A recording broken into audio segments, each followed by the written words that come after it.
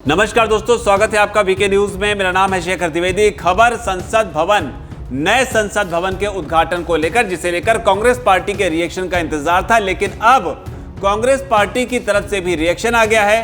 अंतिम संस्कार से जोड़ने की कोशिश की है। क्या है पूरी खबर वो बताते हैं, लेकिन इस बीच आपको ये बता दें कि तेजस्वी यादव की जो पार्टी है उन्होंने ताबूत से तुलना कर दी थी नए संसद की, लेकिन अब कांग्रेस पार्टी ने क्या कुछ कहा है इस उद्घाटन समारोह के बीच में, वो भी तब जब विरोध करने वालों में कांग्रेस पार्टी सबसे अगुवाई इसकी कर रही थी।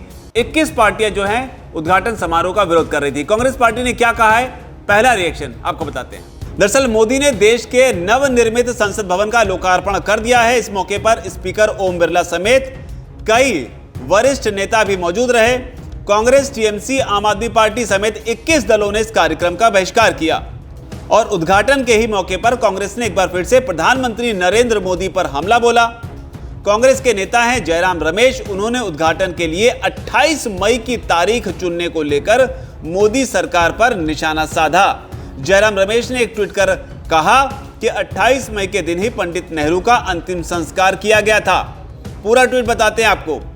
उन्होंने ट्वीट करते हुए लिखा कि 28 मई को आज के दिन, ये इन्होंने शीर्षक दिया है और आगे एक एक कर अलग अलग पॉइंट्स के जरिए अपनी बात को कही है।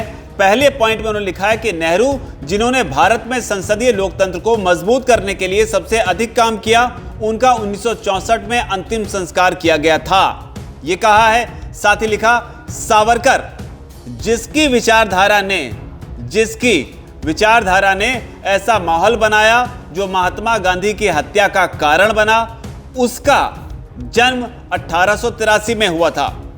इसके अलावा जयराम रमेश ने तीसरा पॉइंट लिखा, राष्ट्रपति, जो इस पद पर बैठने वाली पहली आदिवासी हैं, उन्हें अपने संवैधानिक कर्तव्यों को निभाने नहीं दिया जा रहा है। उन्हें 2023 में नए संसद भवन के उद्घाटन की इजाजत नहीं दी गई। चौथा पॉइंट लिखा, एक आत्ममुग्ध तानाशाह प्रधानमंत्री, जिसे संसदीय प्रक्रियाओं से नफरत है, जो संसद में कम ही उपस्थित रहता है या कार्रवाइयों में भाग लेता है, 2023 में नए संसद भवन का उद्घाटन कर रहा है। तो चौथे पॉइंट की भाषा यहां पर गौर करने वाली है।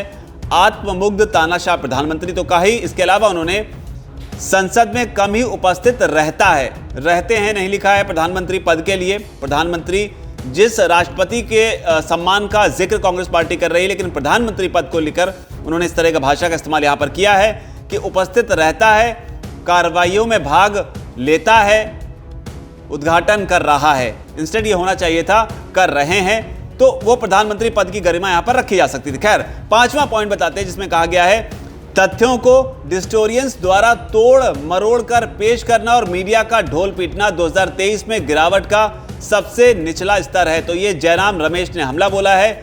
डेट पर सवाल, 28 तारीख की सवाल पर उन्होंने सवाल उठाया 28 पर, कि आखिर 28 तारीख को आज का दिन जो है वो क्यों संसद के उद्घाटन के लिए चुना गया, क्योंकि अंतिम संस्कार जो है नेहरू का हुआ था। उससे जोड़ते हुए यहां पर प्रधानमंत्री मोदी पर हमला बोलने की कोशिश कांग्रेस पार्टी ने की है। किस तरह की भाषा उन्होंने इस्तेमाल की वो भी हमने आपको बताया।